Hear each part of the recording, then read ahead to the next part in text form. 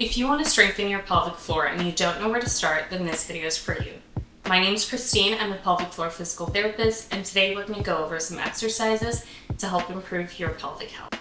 Your pelvic floor muscles are the muscles that attach from your pubic bone all the way to your tailbone.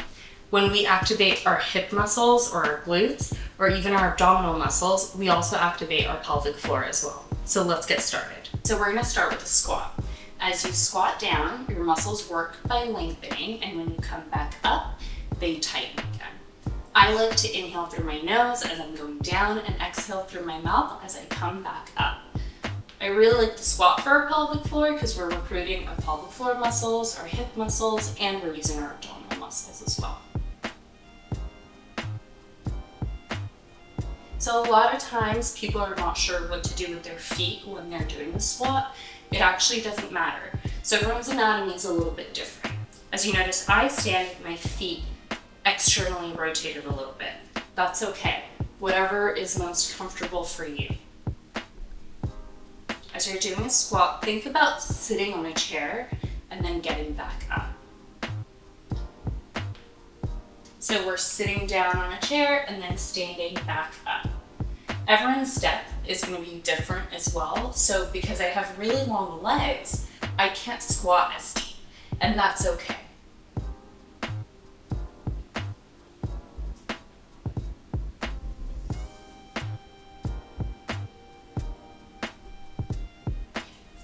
So for this next one, we're going to be kneeling, and you want to think about bringing your rib cage down, and if you were to bring your two hip bones together. So everything here is nice and tight. You're maintaining that throughout the whole movement. This is going to be an ab and a hip workout. So from here, you're going to hinge back, not touch your feet, and then come back up. So we're just hinging, we're coming back up. I also like to make sure I'm breathing in through my nose, out through my mouth. So I breathe in and then exhale. So exhaling through your mouth actually helps with recruiting your deeper abdominal muscles, and breathing helps with recruiting our pelvic floor muscles. So as we inhale, our pelvic floor lengthens. As we exhale, it tightens back up. And we need both. So if your muscles are always tight, they're not going to be strong. And if they're always in a lengthened state, they're also not going to be strong. We need to be able to do both. Lengthen and tighten. If you want to make this exercise harder, you can always grab some weights and hold them, but I don't have any, so I'm just doing it this way.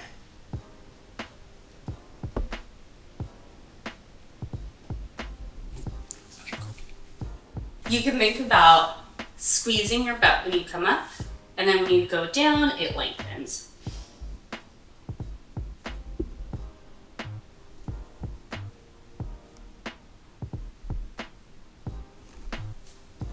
We're going to do some bridges. You want to think about keeping your back flat, like a piece of wood or plank. A lot of people will curve from their back or from their pelvis. You don't want to do that. So keep everything flat, lift up as a unit, and then bring it back down as a unit. So bridges activate a few different muscle groups: your core, your back, your glutes, and of course your pelvic floor. There was a study done that showed when we do bridges, we actually use our back muscles the most. So this is a great workout for people that have back pain or want to strengthen their back as well. As always, remember to breathe when you're doing it, in through your nose, out through your mouth. So I like to think about the breathing out as something you do during the hard part of the workout. So I would inhale here and then exhale as I lift up. Think of your feet like tripods where you want 3 different spots to be touching. So you want your heel, the bottom of your big toe, and the bottom of your little toe. So the ball of the foot touching as well. So those 3 contact points are really where you want to be as you're doing bridges.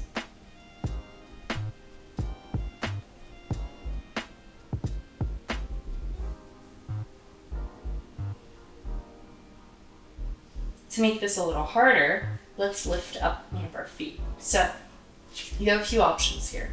You can either keep your legs straight and lift up, which makes it harder, or you could cross your leg into a figure 4 and lift up.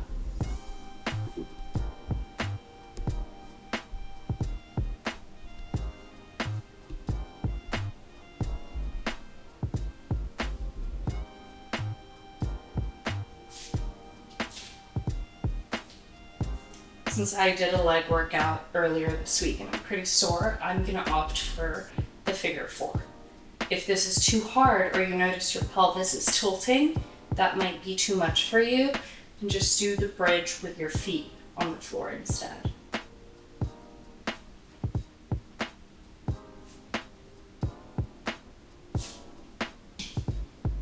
So we're gonna do some deep core activation.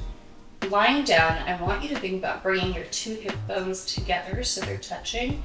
And obviously they won't move, but when you do that, you'll feel, if you put your hand there, that there's a muscle way under that gets tight. The other part is people tend to flare their ribs up.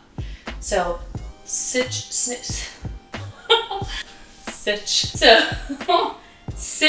your ribs, your rib cage down, and that's also going to help with activating your abdominal muscles. Holding this, so for me, I like to put my hands there to make sure that they're turned on, and walk your feet together, and you're going to let one leg drop out, and you'll find that there's a spot where you lose the muscle control and your whole body just wants to rock. Don't let that happen. So you hold it, you drop to where you can still control it, and then you lift it back up. And we do the same thing on the other side. Now this exercise might feel pretty easy, but it takes a lot of motor control, and that's the goal of it. It's not to get 6-pack abs or anything like that. It's about learning control of your trunk while your hips are moving. Of course, you want to make sure you're not holding your breath as you do this, and the slower you go, the harder it'll be.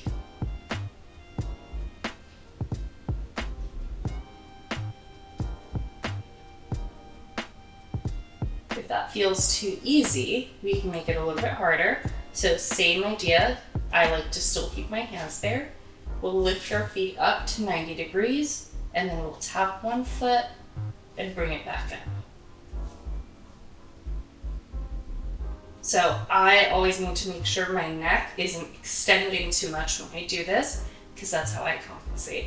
So I like to do a little chin tuck as I do it. If that's too much, you could just hold it here. And that's usually a pretty good challenge. And see how long you could hold for. But make sure you're breathing as you're holding it.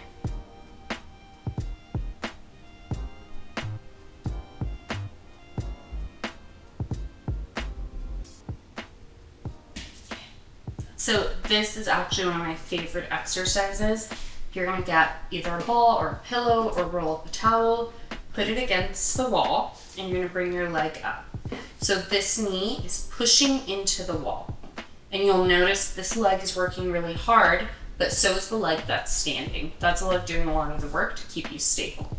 You wanna make sure that you're in that tripod stance, so the ball of your big toe, the ball of your little toe, and your heel are all contacting the floor, and you're pushing into the floor.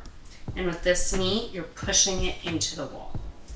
This is where we start. A lot of people will be leaning onto the wall. Try not to. Keep your trunk upright because it's going to help activate your abs as well. And you hold it 30 to 45 seconds. If this is too easy, you can make it harder by leaning forward and then coming back up, or even bending your knee and then bringing it back up. So let's try bending the knee. And it's very small. Ooh, I almost lost my balance. So they're very small bends, like a little baby squat.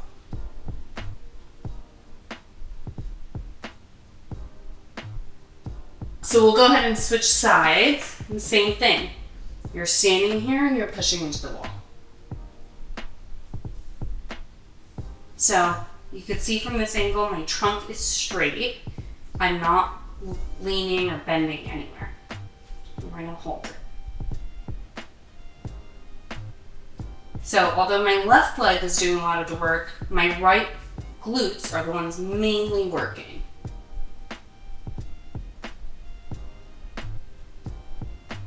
This exercise is really good for anyone that wants to get back into running or jumping and is having leakage with it. This is where I would start with you.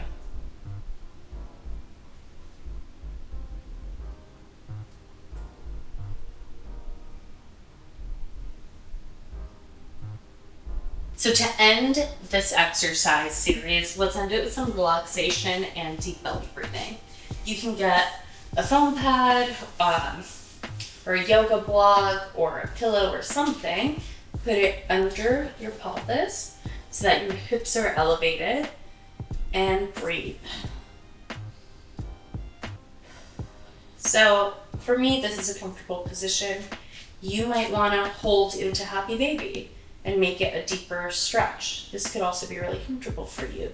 Or alternate holding legs. It's up to you. I'm gonna opt for happy baby because that helps get an adductor stretch and it's very relaxing. So the reason we want to do our breathing in this position is because gravity can help us with lengthening the pelvic floor, and we just did a lot of strengthening. So here we can give it a nice stretch.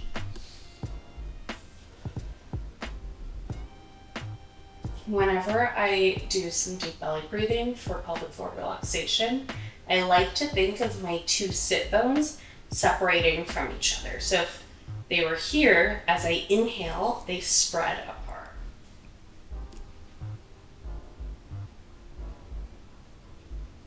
If you are not comfortable doing this, you could also do it with your legs elevated, like lying down with your feet on the couch or lying down on your bed with your legs against the backboard of the bed or a wall, whatever it is. It's the same idea. We're just using gravity to help us relax our muscles. That helped. If you liked this video, check out my other videos to learn more pelvic floor exercises.